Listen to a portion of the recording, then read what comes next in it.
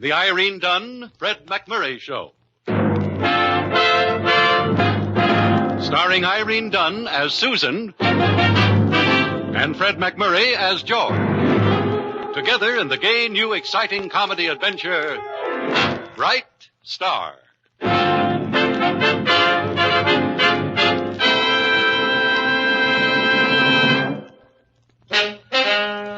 you heard what happened on the Star? Did you hear what he said to her? Do you know what she told him? Yes, the whole town's talking. The Star they're talking about is the Morning Star, a newspaper. The her they're talking about is Susan. Lovely, attractive, headstrong Susan. And the him, well, you can see him right now walking down the street over there. Yes, and believe me, if he knew what was about to happen, he wouldn't be whistling. Hey, Jack. Huh? Oh, you mean me? Yeah. You a reporter, writes pieces for the paper and stuff, ain't you? That's right. Uh-huh. Well, let's step into this alley here, will you? I got an item for you. News, eh? Sure. Right here's a good place. Yeah, the sun was kind of hot out there anyway. Yeah. Well, friend, what's this item you got? Well, it's strictly personal, chum. You've been making inquiry around about concerning the Guaranteed Always Flowing Oil Development Company, huh? True, I have. Yeah, you've been saying like that company ain't on a level. Well, you might say I entertain certain doubts. Look, let's make it simple, chum. You've been saying that you are going to print that stuff in the Hillsdale Morning Star. Those are my intentions. Yeah, well, the president of our company, Mr. Carter Gaston, he asked me to convince you otherwise. Hmm? Print nothing but praise about our company, or I am going to see that you land in the obituary column. Mm-hmm. Well, that's fair warning, friend. But I think I should tell you that I used to be heavyweight champion at my college. Oh, you was a champion? Yeah. Don't believe me, eh? Well, yeah, sure, champ, sure, but... Wonder just what college he went to.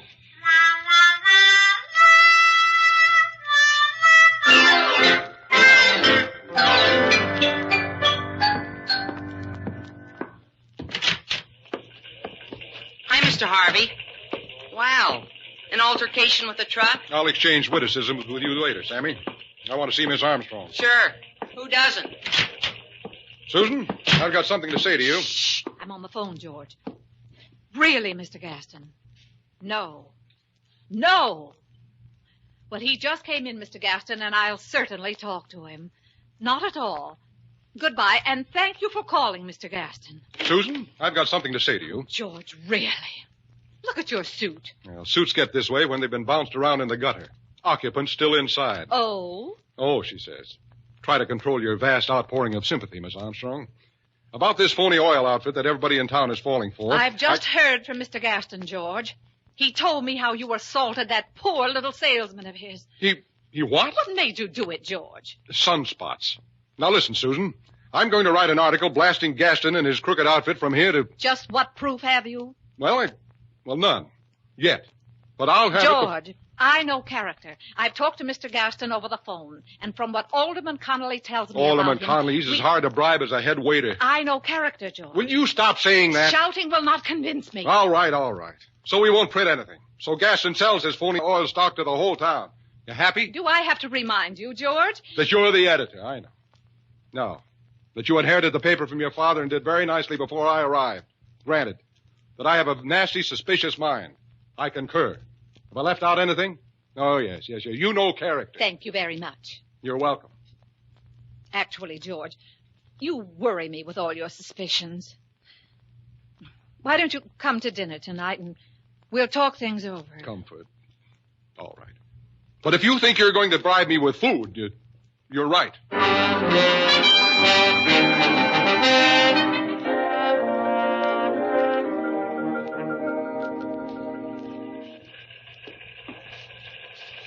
Working late tonight, Mr. Harvey?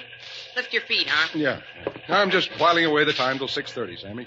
Whiling away. Okay, put 'em down. You and the boss gonna live things up a little tonight? Miss Armstrong has been kind enough to invite me for a platonic dinner, yes. Ha. For one so young, Sammy, you have a very nasty ha. Ha. Miss Armstrong is interested in me only as a reporter. That phrase can have a very sad history, Mr. Harvey. Sweep your floor, Sammy. You know, you could be a success, Mr. Harvey, if you wanted to be. Your confidence touches me. Why don't you marry Miss Armstrong and let her take you out of all this? Thank you, Horatio Alger. Anytime. 6:15, Mr. Harvey. Oh, thanks. Oh, say, Sammy, you haven't got a couple of bucks for a box of chocolates, have you? There's a romantic imagination. Chocolates. Take her an orchid. A single rose. A single rose, huh? Sammy, have you got a buck for a single rose? No. Well, it's time to go. Visitor, Mr. Harvey. Yeah, so I see. Good evening, boy reporters. Miss Armstrong here. What's it to you? What's it to you? I wish I'd said that. Gets things like that off all the time, this kid. You should hear him when he's hot. Stay off my side, Sammy. Miss Armstrong's not here, and she won't be back. Well, I don't blame her. Take a message. My boss, Mr. Gaston, he's a very big man in oil. He enjoyed talking to Miss Armstrong on the phone today. He wishes her to call on him at his hotel suite tomorrow. Can you remember all that, or should I write it down? Don't bother. Incidentally, chum, that was a pretty lucky punch you got in this afternoon. Well, it happens all the time. You think you could do it again? It figures. Mr. Harvey, the paper needs you. Stand aside, Sammy. This won't take long. All right, you. Poor Mr. Harvey. Wonder what else he learned in college.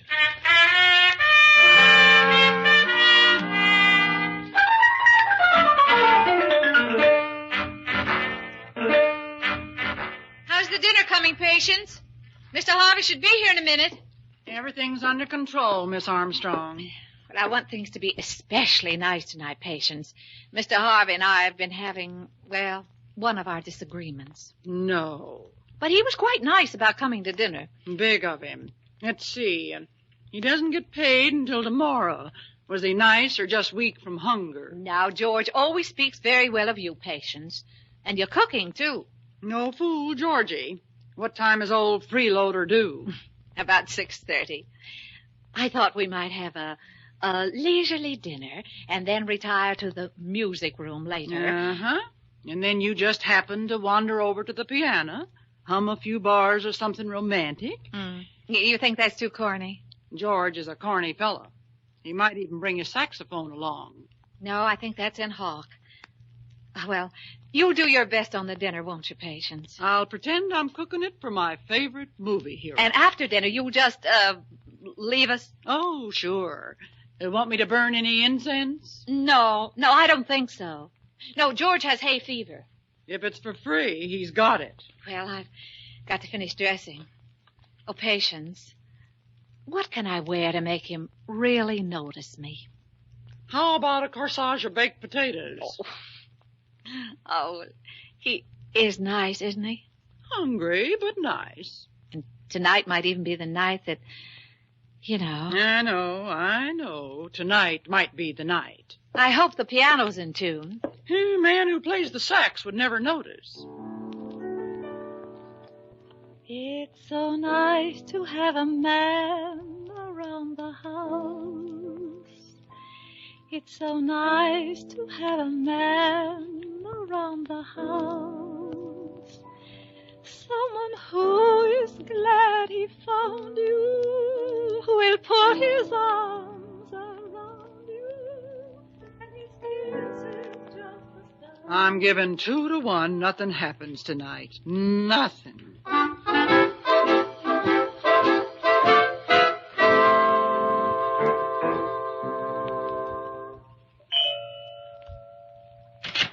Good evening, Mr. Harvey. Good evening, Patience. More beautiful with each passing hour. It's my perfume, Amour Hollandaise. Turn me aside with the jest, Patience, but the flame still burns on. You'll find a glass of water in the kitchen if it gets too hot. Hey, something happened to you. Nothing at all. Oh, sure. Well, have a chair, gorgeous George. Miss Armstrong will be descending the grand staircase momentarily. Comfortable chair. Pleasant house. Can't beat the cooking either. Hope my jaw's not too sore to enjoy it. George? Well, Patience should have told me. I had no idea you were... George, what's happened to you?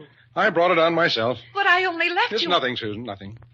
Susan, you didn't dress just for me. Dress? Oh, this? Oh, it's just an old thing of mine. Well, it certainly does things for you, or vice versa, whichever the case may be. Thank you. I'm sorry now I didn't put on my other tie. Sit down, George. Huh? Oh, didn't realize I was standing. I tribute to your dress. You're gallant. You know, Susan, it always surprises me to see you when you're outside of the office. You look like a different person. Oh, thanks very much. I didn't exactly mean it the way it sounded. I just meant that, well, women in business, you know. Our place is in the home. No, not that at all. In fact, I can't imagine you in a home. I mean... Yes. Well, what I mean is Well, where's my hat? I'll go quietly. Oh, just don't talk so much, George. Well, look. The piano. I haven't played in ages. Do you mind? No. Won't bother me at all. I mean, I'd love it. I love it. Will you help me move this bench, George? Certainly. Yeah, that all right? You know, Susan, I was just noticing the candlelight. It does something to you. Oh, what? It makes you look, I don't know, changed. Does it? Susan, we shouldn't argue all the time. Like that thing today. I shouldn't have blown up the way I did. It was foolish. Oh, it's all right, George. What do we care if some crook peddles a few shares of phony oil stock here in town? Hillsdale hasn't been taken for a long time. I am sure, George, that the development of the new Hillsdale oil field will do a lot for our city. Oh, sure. Hillsdale, the new Arabia. And why not? I have every faith in Mr. Gaston and his organization, and I know character. Character. You told me. Now, look, here's something you didn't know, Mr. Harvey. There's an heiress stopping at the General Grant Hotel, Miss Cecily Burnett, and she's here to try and buy up the entire stock issue. Freeze Hillsdale out. Well, it'll be the warmest winter we ever had. Oh, George, you're the most exasperating. Cigarette. Thank you. We shall not discuss Mr. Gaston further. Quite.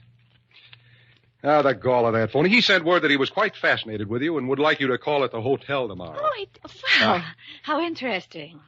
Susan, you're not going. Well, why not? Why not? You think I'd let you alone with that fake moose? Well, I fail to see that you have a great amount of choice in the matter. Oh, you do?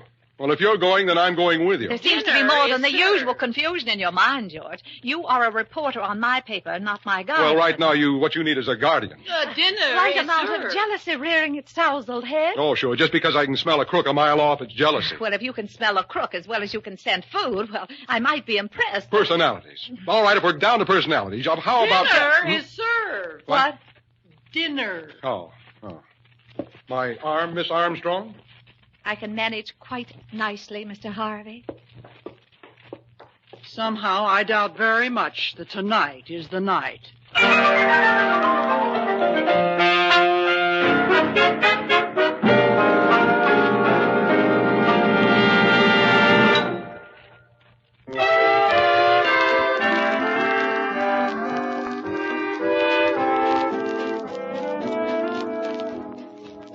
Now, suppose we get back to our two stars, Irene Dunn and Fred McMurray, in the second act of our story.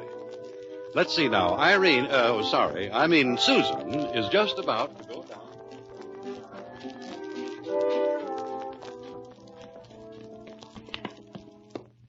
Good morning, patients. Morning, Miss Armstrong. Your breakfast is ready. Thank you. I take it that last night was not exactly an evening with Valentino. Your assumption is correct, patients. Too bad. You got a big investment in food in George. A romance, patients, cannot be built entirely on stuffed cabbage. That's open to question. However, phone. Are you in, Miss Armstrong? To Mr. Harvey, no. Hello? Georgie. I am not in. She is not in, Mr. Harvey. Wonder what he wanted. Why didn't you talk to him and find out? I couldn't. Well, Hello? He wants to know if you're still not in. Yes. Hello? She says yes. He wants to know if you said yes, you're not in, or yes, you are in. I'll take it, patience. Hello? Susan, I just wanted to make sure you weren't serious about calling on that phony oil promoter today. Mr. Harvey, As editor of the Star, I cannot see how my appointments are a source of concern to you. But, Susan, However, your movements as a reporter are in my field. Therefore... But, Susan... Therefore, you will cover the PTA convention at 10, the dog show at 11, the Rotarian luncheon at 12, hog breeders exhibit at 1, the chrysanthemum grower show at 2, and be in my office from 3 to 5 to write your stories. Any questions? Yes. Are you mad at me? Yes. Poor Georgie.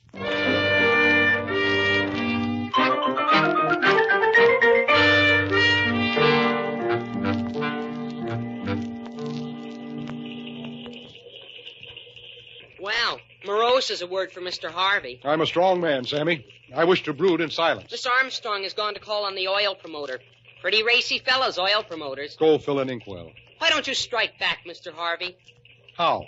In the movies, Mr. Harvey, you would burst in on Miss Armstrong and Mr. Gaston in some suitable disguise.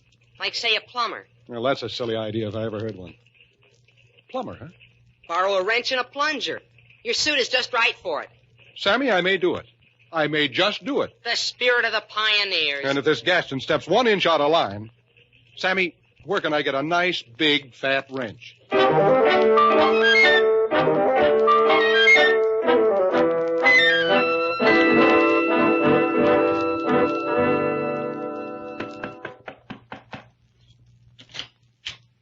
Yes, ma'am? Mr. Carter Gaston, I'm Susan Armstrong from the Hillsdale Morning Star. Oh, come in, Miss Armstrong. Very considerate of you to come. Oh, not at all, Mr. Gaston. Here now. Just take this chair, Miss Armstrong, where I can look at you. Like to look a person right smack in the eye, ma'am. Can tell what sort they are in a minute. Well, I always think so, too. Nothing shifty-eyed about you, ma'am. If you'll excuse the liberty. Well, thank you, Mr. Gaston. And you and I, Miss Armstrong, we can do a lot for this city of yours. Civic betterment. The greatest good for the greatest number. Exactly. Did you know, ma'am, that a young lady of great wealth is right here in this same hotel trying to buy up my entire issue of stock before the public gets a chance at it? Well, you're not going to sell. Well, I haven't met the lady yet. Miss Burnett, of the Eastern Steamship Burnett's, I believe. Uh-huh. But I would much rather give the honest folks of Hillsdale a chance to cash in on the rich natural resources of their little community. Well, I think that's a fine sentiment, Mr. Gaston. Why, thank you, Miss Susan. And if you'll permit me to say so, Plumber! Why, George. I hear you got a leaky pipe, Mr. Gaston. Before you come busting in here, son, knock. No, I'm sorry, but don't let me interrupt anything. I'll just go quietly on with my work. You were saying, Mr. Gaston? Why, well, where was... Oh, yes. If you'll permit me to say so, Miss Susan, the good opinion of a fine woman like yourself means more to me than any... What? The good opinion of a fine woman like you means more to me... I can't hear you. I said the good... Well... I found the trouble. Good. Then you're leaving. No. I have to rip out a section of the wall here. Miss Susan, may we continue this conversation over dinner? Where are you eating? Will you call me, Mr. Gaston? Oh, my pleasure, ma'am. Goodbye now. Until tonight. I'm sorry. I'll be back. I forgot my pickaxe. George Harvey, if all the low, underhanded, sneaky... Treacherous? Yes. Susan, if you can't see through this whole swindle by yourself... You will allow me to make my own judgments, Mr. Harvey. I know character. I know, Susan. Susan, this oil scheme is a fake. What's more, I think this so-called heiress here in the hotel, this Cecily Burnett, is a fake, too. And I'm going to interview her and prove it. Oh, you are? Oh, you just love that. Purely business, Susan. Oh, you're so right, Mr. Harvey. And I'm going to be around to see that it stays purely business.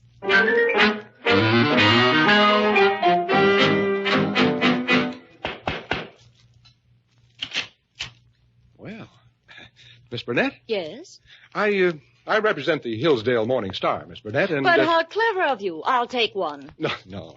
You see, Miss Burnett, I'm a reporter. Well, of course you are. Come in, sit down, report. Thank you. No, right here, by me. Oh. Now. Well, just a few questions about your business in Hillsdale, Miss Burnett. You see... Oh, you want to interview me. You sweet thing, you. Thank you. You see, there's an oil promotion scheme underway here in town, Miss Burnett, and I... Brown eyes. Oh. You see, I have reason to believe this Gaston isn't what he presumes to be, and... 6'2"? No. 6'3". Mm-hmm. But if you're really considering putting money into this thing, Miss Burnett, well, I just don't think it would be very wise. Excuse, please. A 3 o'clock snack. Susan. Courtesy of the General Grant Hotel. Put it on the end table. Now then, as I was saying...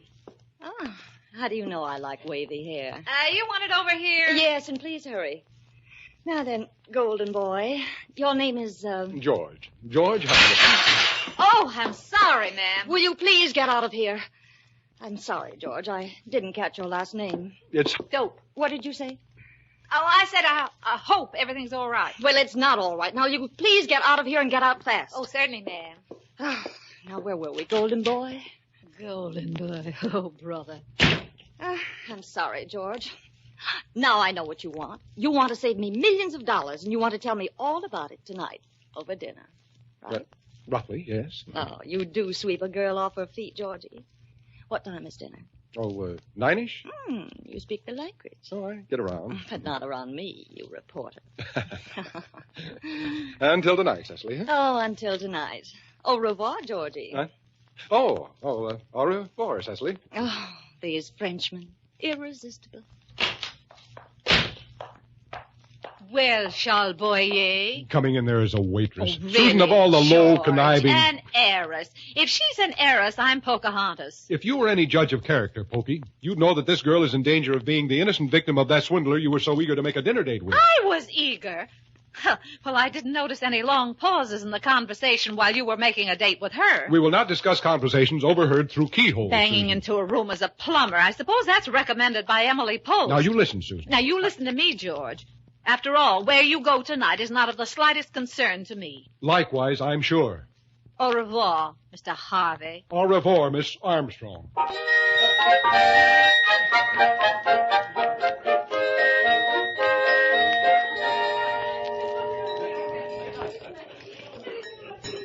Good evening, Monsieur Harvey and Madam. Oh, bonjour, Charles. Table for two, huh? If you will follow me, please. Oh, what a delightful little bistro, Georgie. Sort of a subway with music. It is a little crowded, Cecily. Yes. Monsieur Harvey, your table. Susan. George. Oh, well, how nice that we should have adjoining tables. Adjoining. They're practically overlapping. Oh, Mr. Gaston, you remember Mr. Harvey, the plumber?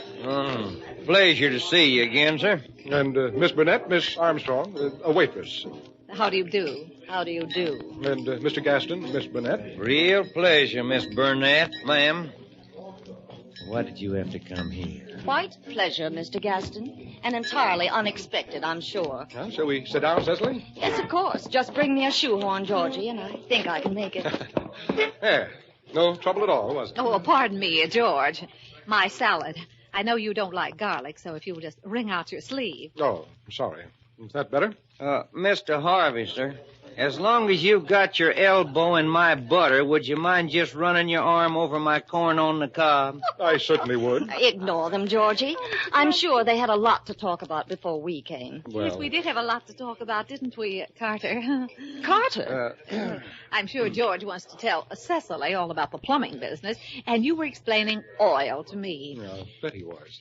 Oh, we don't have to talk, Miss Susan, when I can feel your little hand in mine under the But Mr. table. Gaston, my hand That's isn't my under the- hand, you cheap double-crossing Chisholm. Oh, Cecily, you... Out on a business engagement tonight, you told me. Why, Yes, you... sit down, dear. You're an heiress. Yes, and I'm just about to become a widow, too. Let me at him, George. George, yes, George, let her at him. Now, take it easy, Cecily. Hey, you got trouble, Mr. Gaston? Glad you come in, Rocky. We're blowing town. My wife, the heiress, just opened her big, rich mouth. Come on, Mrs. Don't let them Vanderbilt. get away, George. I'll stop them, Susan. Stay here, Rocky. If the demon reporter here gets noisy, keep him quiet. Come on, Cecily. Well, I can handle him, boss. Hey, sit down there, fire eater. Sit down, nothing. This time, you muscle-bound clown, I'm going to... Susan, look out! You take your hands off my George, you. Hey! The little lady hit me! And so did I. Oh, George, you were so masterful. Oh, you can't fool around forever with George Harvey, Susan. Oh, Of course, nothing. you helped a little. George, you did it. Well, have it your way, Susan. We won't argue. Monsieur Harvey, what has happened? Well, only two for dinner, Charles. The other couple won't be staying.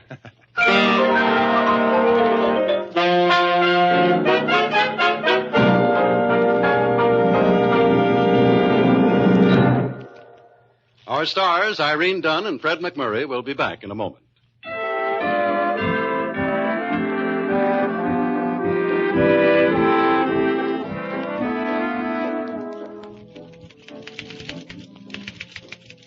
George, Yes, Susan?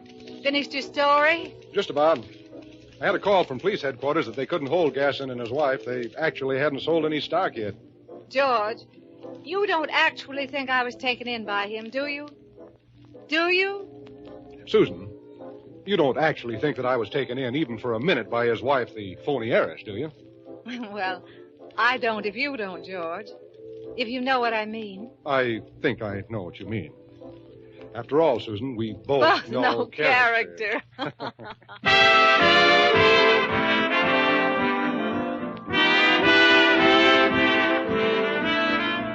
Irene Dunn and Fred McMurray will be back next week in another exciting comedy adventure in the gay new series, Bright Star. This is Harry Von Zell inviting you to join us then.